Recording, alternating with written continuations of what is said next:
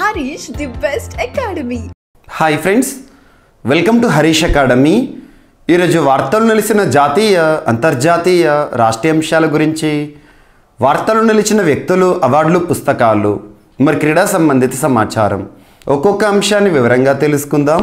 ఈరోజు first topic వచ్చేసి ఇటీవల తరచూ వార్తలు నిలుస్తున్న అంశాలపైన పోటీ పరీక్షలకు ప్రిపేర్ అవుతున్న ప్రతి ఒక్క అభ్యర్థి ప్రత్యేక శ్రద్ధను చూపండి. తరచూ వార్తలు నిలుస్తున్న అంశాలు అంటున్నాను. గత సంవత్సర కాలంగా లేదా లాస్ట్ 6 months నుండి రెగ్యులర్గా రిపీటెడ్గా వార్తలు నిలుస్తున్న అంశాలు ఏవైతే ఉంటాయో వాటిని గుర్తించండి. వాటిని రెగ్యులర్గా మీరు రివైజ్ చేయండి. ఖచ్చితంగా ఆయా టాపిక్స్ నుండి క్వశ్చన్స్ వచ్చే అవకాశాలు ఎక్కువగా ఉంటాయి. అది ఏ పోటీ పరీక్షణ కానివ్వండి, ఏ స్థాయి పోటీ పరీక్షణ కానివ్వండి. అలాంటి అంశాలలో ఒక అంశము వృద్ధి అంచనా. సో వృద్ధి అంచనా, సో ఇండియాస్ గ్రోత్ ఎస్టిమేట్స్ అనే టాపిక్ గురించి మనం చాలాసార్లు డిస్కస్ చేస్తున్నాం.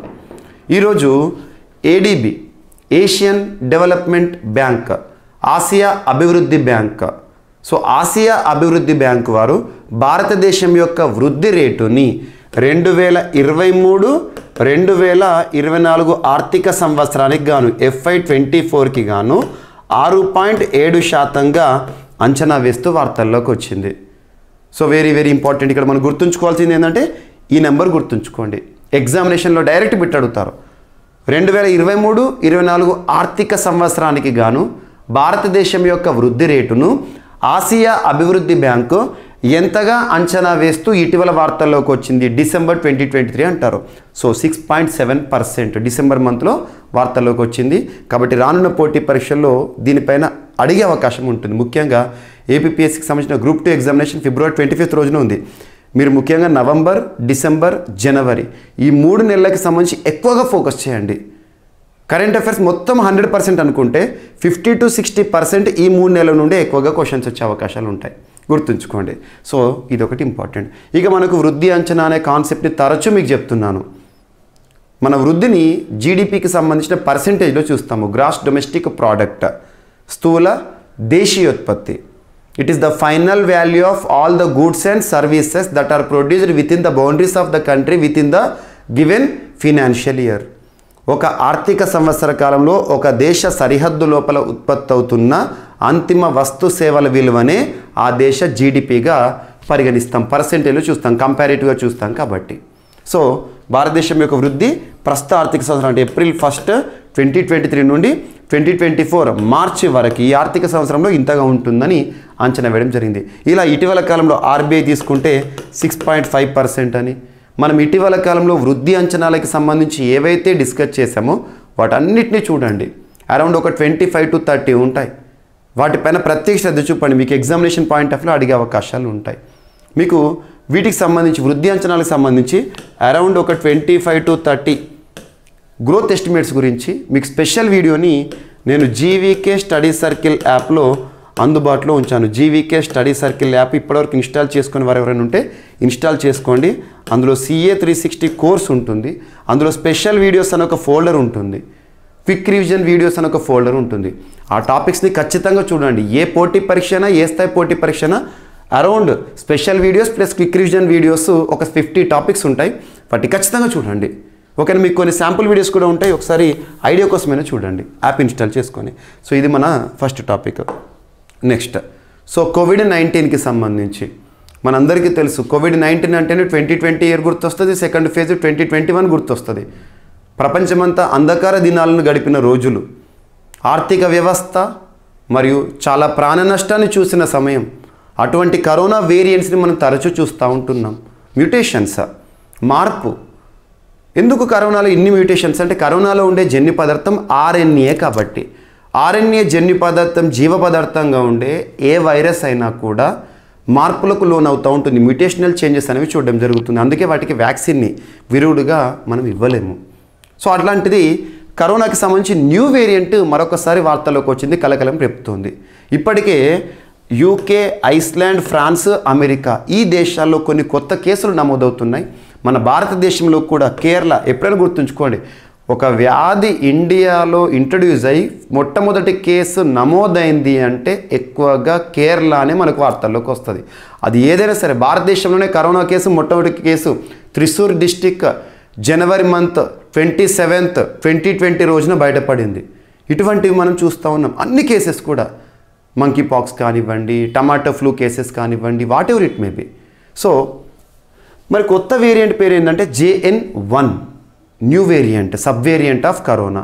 సో దీనికి సంబంధించి చర్చ జరుగుతుంది ప్రపంచవ్యాప్తంగా కూడా. ఇది ఒకటి గుర్తుంచుకోండి. అండ్ వార్తలు నిలిచిన వ్యాధులు ఏవైతే ఉంటే వాటిపైన ప్రత్యేక శ్రద్ధ చూపండి.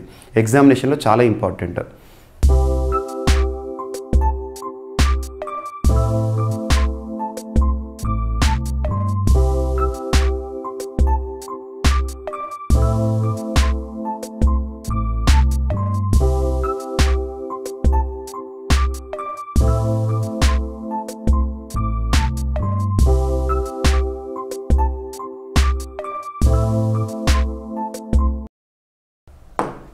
అండ్ నెక్స్ట్ యాక్, జడల బర్రె అంటాం మనం తెలుగులో.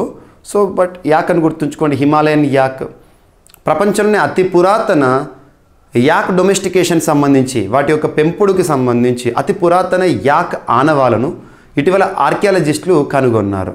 అతి పురాతన ఆనవాళ్ళు అంట. సో ఎవరు కనుగొన్నారు, ఏ ప్రాంతాల్లో కనుగొన్నారో చూస్తే సరిపోతుంది. చూడండి, ఎర్లియస్ట్ ఎవిడెన్స్ ఆఫ్ డొమెస్టిక్ యాక్, డొమెస్టిక్గా ఉండే యాక్, హిమాలయన్ యాక్ ఏదైతే ఉంటుందో కనుగొనడం జరిగింది ఆర్కియాలజిస్టులు ఏన్షియంట్ DNA ఆధారంగా. ఎక్కడ కనుగొన్నారట అంటే బంగా అనే ఒక ప్రాంతం ఉంటుంది, అది టిబెట్ రీజన్ ఆఫ్ చైనాలో ఉంది. మరి ఏ శాస్త్రవేత్తలు కనుగొన్నారట అంటే వాషింగ్టన్ యూనివర్సిటీ, యుఎస్కి సంబంధించిన శాస్త్రవేత్తలు ఈ అతి పురాతన యాక్, హిమాలయన్ యాక్ యొక్క ఆనవాలను DNA టెక్నాలజీ ఆధారంగా గుర్తించారు. గుర్తుంచుకోండి. అండ్ నెక్స్ట్ ఇంకొకటి, కాశ్మీరీ జింకల పైన ఇటీవల పరిశోధన చేస్తూ ప్రత్యేకంగా వార్తల్లోకి వచ్చింది మన హైదరాబాద్కి సంబంధించిన CCMB. సో చూడండి, సో కాశ్మీరీ వ్యాలీలో అరుదైన వన్యప్రాణిగా గుర్తింపు ఉన్న రెడ్ స్టాగ్, హంగుల్ అంటాం, హంగుల్ కాశ్మీరీ జింకలు అంటాం మన తెలుగులో. అయితే హంగుల్ అనగానే మనకు కాశ్మీర్ గుర్తుకొస్తుంది. మంచు ప్రాంతంలో కనిపించే అందమైన ఒక జీవి అనుకోవచ్చు. దీనిపైన పరిశోధన చేస్తూ వార్తల్లోకి వచ్చిన వారెవరు? CCMB శాస్త్రవేత్తలు, centre for cellular and molecular biology. కొన్ని పరిశోధన సంస్థల యొక్క హెడ్ క్వార్టర్ చూడండి. హెడ్ క్వార్టర్ పైన క్వశ్చన్ అడుగుతారు, పరిశోధన సంస్థ పేరు ఇస్తారు, అది ఎక్కడ ఉంది అంటారు. CCMB పరిశోధకులు గుర్తింపు ఉన్న హంగుల్ జింకలపై హైదరాబాద్లోని CCMB శాస్త్రవేత్తలు అధ్యయనం చేశారు. జింకల జనాభా, జీవవర్ణం, సంతతిని పెంచే అంశాలపై శాస్త్రీయంగా విశ్లేషిస్తున్నారు. కాశ్మీరీ లోయలోని చినాబ్ నదీ తీరంలో ఎక్కువగా సంచరించి ఈ జింకలపై సీనియర్ సైంటిస్టులు ప్రత్యేకంగా చూస్తున్నారు. 1990లో వీటి సంఖ్య 5,000గా ఉండేదని గుర్తించారు. ఓకేనా. వీటి సంతానోత్పత్తికి అవసరమైన మగ జింకల సంఖ్య 12 లోపే ఉందని తేల్చారు. ఏం లేదు, ఇటీవల కాశ్మీరీ జింకలపై హంగుల్ లేదా రెడ్ స్టాగ్ పైన పరిశోధనకు సంబంధించి ఏ సంస్థ శాస్త్రవేత్తలు వార్తల్లోకి వచ్చారంటే centre for cellular molecular biology. గుర్తుంచుకోండి, హైదరాబాద్ కేంద్రంగా పనిచేస్తున్న సంస్థ. ఇంకొక జీవి మనకు ఒంగోలు గిత్త అని చెప్పేసి పేరు వింటూ ఉంటాము. అలా ఒంగోలు ప్రాంతంలో ప్రత్యేకంగా మనం చూస్తూ ఉంటాం ఒంగోలు జాతి జీవులు. సో ఇటీవల ఒంగోలు జాతి పరిరక్షణకు ఒక అరుదైన పురస్కారం వచ్చింది, గుర్తింపు వచ్చింది. ముఖ్యంగా ఆంధ్రప్రదేశ్ రాష్ట్రానికి సంబంధించి వస్తున్న పురస్కారాలు ఏవైతే ఉంటాయో అది జీవులకు కానివ్వండి, రైతులకు కానీ, సంస్థలకు కానీ ప్రత్యేకంగా చూడండి. ఏపీ కరెంట్ అఫైర్స్ పైన ఎక్కువగా ఫోకస్ చేయండి ఏపీ అభ్యర్థులు, తెలంగాణ కరెంట్ అఫైర్స్ పైన ఎక్కువగా ఫోకస్ చేయండి తెలంగాణ అభ్యర్థులు. ఓకేనా. సో ఇటీవల గుంటూరు లాంలోని పరిశోధన స్థానానికి బ్రీడ్ కన్జర్వేషన్ అవార్డు వచ్చింది 2023. సో ప్రకటించిన ICAR, Indian council of agriculture research and NBAGR. So చూడండి, ఇక్కడ అరుదైన అంతరించిపోతున్న ఒంగోలు జాతి ఆవుల పరిరక్షణకు రాష్ట్ర ప్రభుత్వ తోడ్పాటుతో కృషి చేస్తున్న శ్రీ వెంకటేశ్వర పశువైద్య విశ్వవిద్యాలయానికి అనుబంధంగా పనిచేస్తున్న గుంటూరులోని లాంలోని పరిశోధన స్థానాన్ని బ్రీడ్ కన్జర్వేషన్ అవార్డు అనేది వరించింది. జాతీయ స్థాయిలో అరుదైన అంతరించిపోతున్న జాతుల పరీక్ష కృషి చేసే సంస్థలకు భారతీయ వ్యవసాయ పరిశోధన మండలి ఈ పురస్కారాన్ని ఇస్తుంది ఏటా. So ICAR, Indian council of agricultural research, భారతదేశంలో వ్యవసాయానికి సంబంధించి పరిశోధన చేసే అత్యున్నత సంస్థ. ముఖ్యంగా భారతదేశంలో మృత్తికల క్లాసిఫికేషన్ కానివ్వండి, ఇవన్నీ కూడా మన ICAR సంబంధించి చూస్తూ ఉంటాం. గుర్తుంచుకోండి. ఇక ఒంగోలు జాతికి సంబంధించిన దశాబ్దాల చరిత్ర గురించి కూడా ఇక్కడ మెన్షన్ చేయడం జరిగింది. ఒకసారి ఈ స్లైడ్ చూడండి. మీకు ఇటువంటి స్లైడ్స్ని ఇమ్మీడియట్గా మీకు ప్రొవైడ్ చేస్తూనే ఉన్నాను. Praveen sir WhatsApp channel open చేయండి. ప్రవీణ్ సార్ వాట్సాప్ ఛానల్లో నా పర్సనల్ ఛానల్, అందులో ఇటువంటివి ఎప్పుడు వార్తలకు వస్తే ఇమ్మీడియట్గా మీకు పోస్ట్ చేస్తున్నాను. నిన్నటి రోజున వాట్సాప్ ఛానల్లో మీకు ప్రొవైడ్ చేశాను. ప్రవీణ్ సార్ క్లాసెస్ యూట్యూబ్ ఛానల్లో ఈ వాట్సాప్ ఛానల్కి సంబంధించిన లింక్ ఉంటుంది. లింక్ పైన క్లిక్ చేసి ఫాలో అవ్వండి. ఒకసారి చరిత్ర చూడండి సరిపోతుంది. ఇక్కడ కంటెంట్ ఏంటో చెప్పాను, చరిత్ర చూడండి. ఓకేనా. నెక్స్ట్ వచ్చేసి ఇటీవల ఒక పులి అత్యంత ఎత్తైన ప్రదేశంలో, గతంలో అత్యంత ఎత్తైన ప్రదేశం అంటే 3630 మీటర్ల ఎత్తులో అరుణాచల్ ప్రదేశ్లో ఒక పులి ఆనవాళ్ళను కనుగొన్నారు గతంలో. అది చరిత్ర. ఇప్పుడు వర్ధమానంగా చూస్తే ఒక రికార్డు, ఒక పులి అత్యంత ఎత్తైన ప్రాంతంలో దాదాపు 3640 మీటర్ల ఎత్తులో ఒక పులి సంచారాన్ని కనుగొన్నారు. అది ఎక్కడ అంటే పంగోలకా వైల్డ్ లైఫ్ శాంక్చురీ. ఎగ్జామినేషన్లో డైరెక్ట్ అడుగుతారు, ఇటీవల వార్తలోకి వచ్చిన పంగోలకా వైల్డ్ లైఫ్ శాంక్చురీ ఎక్కడ ఉంది అంటారు. ఇది సిక్కింలో ఉంటుంది, ఈస్టర్న్ సిక్కిం ప్రాంతంలో ఉంటుంది పంగోలకా వైల్డ్ లైఫ్ శాంక్చురీ. ఎందుకు వార్తలోకి వచ్చిన కాంటెక్స్ట్ ఏంటి? ఒక పులి ఇప్పటివరకు భారతదేశంలోనే అత్యంత ఎత్తైన ప్రదేశంలో ఆనవాళ్ళతో వార్తల్లోకి వచ్చింది, అక్కడ సంచరిస్తూ వార్తల్లోకి వచ్చింది. అలా వార్తల్లోకి వచ్చింది కాబట్టి ఇది ఇంపార్టెంట్. నెక్స్ట్ సూరత్, గుజరాత్ రాష్ట్రంలోని సూరత్ ఇక మీదట ఆ విమానాశ్రయం ఏదైతే ఉంటుందో అది అంతర్జాతీయ విమానాశ్రయంగా గుర్తింపు పొందింది. కేంద్ర కేబినెట్ కూడా ఆమోదించింది. భారతదేశంలో విమానాలకు సంబంధించి మినిస్ట్రీ ఆఫ్ సివిల్ ఏవియేషన్ విధులు నిర్వర్తిస్తోంది. జ్యోతిరాదిత్య సింధియా గారు మంత్రిగా ఉన్నారు, కేంద్ర మంత్రిగా ఉన్నారు సివిల్ ఏవియేషన్ సంబంధించి. Director general of civil aviation వారు భారతదేశంలో విమానయాన రంగానికి సంబంధించి రెగ్యులేటరీ బాడీ. గుర్తుంచుకోండి. ఇక్కడ చూడండి, ప్రధానమంత్రి నరేంద్ర మోదీ గారి అధ్యక్షతన గత శుక్రవారం సమావేశమైన కేంద్ర మంత్రిమండలి సూరత్ ఎయిర్పోర్టుకు అంతర్జాతీయ విమానాశ్రయం హోదా కల్పించే ప్రతిపాదనకు ఆమోదం తెలిపింది. వ్యూహాత్మకంగా తీసుకున్న ఈ నిర్ణయం ప్రపంచ వైమానిక రంగంలో సూరత్ కీలక పాత్ర పోషించేందుకు దోహదపడుతుందని ప్రకటన చెప్పారు. గుర్తుంచుకోండి. అండ్ సూర్యుడి నుంచి భారీ జ్వాల అనే అంశం వార్తల్లోకి వచ్చింది. అమెరికాలోని శాస్త్రవేత్తలు పరిశోధనతో వార్తల్లోకి వచ్చారు.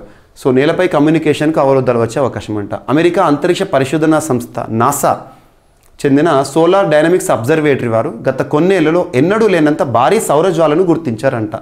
దీనివల్ల పుడమి భూమిపై రేడియో కమ్యూనికేషన్ తాత్కాలికంగా మొరాయించడం జరిగిందంట.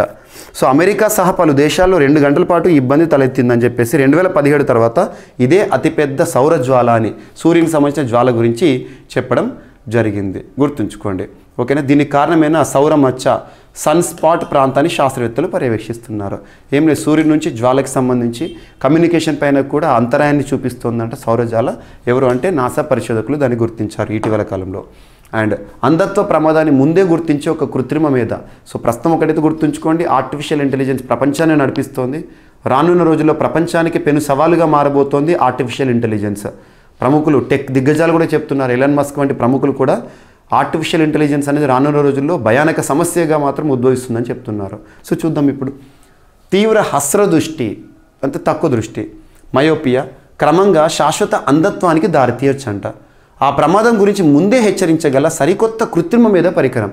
ఏం లేదు, అంధత్వానికి సంబంధించి హస్రదృష్టి ఉంటే, మయోపియా గనక ఉంటే ఒక వ్యక్తికి కళ్ళ లోపం అనేది అంటే కంటి చూపు లోపం అనేది జరుగుతుంది.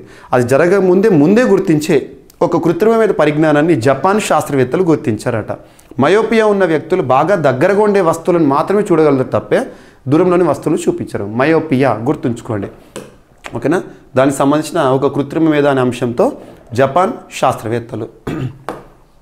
నెక్స్ట్ జిఏ ట్యాగ్స్ అనే అంశం మీకు చాలాసార్లు చెప్తున్నాను. జాగ్రఫికల్ ఇండికేషన్ ట్యాగ్ అనేది వెరీ వెరీ ఇంపార్టెంట్. భౌగోళిక గుర్తింపు అభ్యర్థులు తప్పనిసరిగా చదవాల్సిన కొన్ని అంశాలు ఉంటాయి. యునెస్కో, జిఏ ట్యాగ్, ఐఐటీస్, వార్తలు ఇచ్చిన సూచీలు, వార్తలు ఇచ్చిన విన్యాసాలు, వార్తలు ఇచ్చిన ప్రాంతాలు, అగ్నిపర్వతాలు, ఇలా. GI tags. మనకు తెలంగాణలో పోచంపల్లి ఇక్కత్ జిఏ ట్యాగ్ అనేది ఉండడం జరిగింది. దాని యొక్క జిఏ ట్యాగ్ రెనవల్ అనే అంశం వార్తల్లోకి వచ్చింది. ఇక్కడ జిఏ ట్యాగ్కి సంబంధించిన బేసిక్స్. జిఏ ట్యాగ్కి సంబంధించి ఒక చట్టం భారతదేశంలో ఉంది. GI of goods registration and protection act 1999.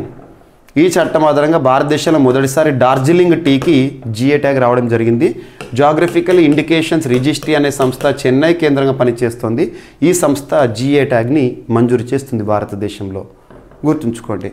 Pochampally ikat చేనేత ఉత్పత్తికి సంబంధిత భౌగోళిక గుర్తింపు మరొక 10 ఏళ్లకు పునరుద్ధరించడం జరిగింది. ఇటీవల రెనవల్తో వార్తలోకి వచ్చిన ప్రోడక్ట్ ఏంటి? తెలంగాణ రాష్ట్రానికి సంబంధించి అంటారు. పోచంపల్లి ఇక్కత్ చీరలు అవి ఉంటాయి కదా. అది ఈ మేరకు జాగ్రఫికల్ ఇండికేషన్స్ రిజిస్ట్రీ వారు చెప్పడం జరిగింది. And next last. Tennis hall of ఫేమ్లో లియాండర్ పేస్ భారతదేశంలో టెన్నిస్కి సంబంధించి, పురుషుల టెన్నిస్కి సంబంధించి మాత్రం ఒక అద్భుతమైన వ్యక్తి, చరిత్రలో ఎప్పటికీ నిలిచిపోయిన వ్యక్తి.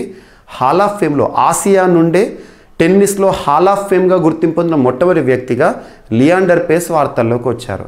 ఇటీవల క్రికెట్కి సంబంధించి హాల్ ఆఫ్ ఫేమ్, ఒక రంగంలో హాల్ ఆఫ్ ఫేమ్ అంటే ఆ రంగంలో చరిత్ర ఎప్పటికీ కూడా గుర్తుంచుకుంటుంది అన్నట్టు ఆ వ్యక్తులని.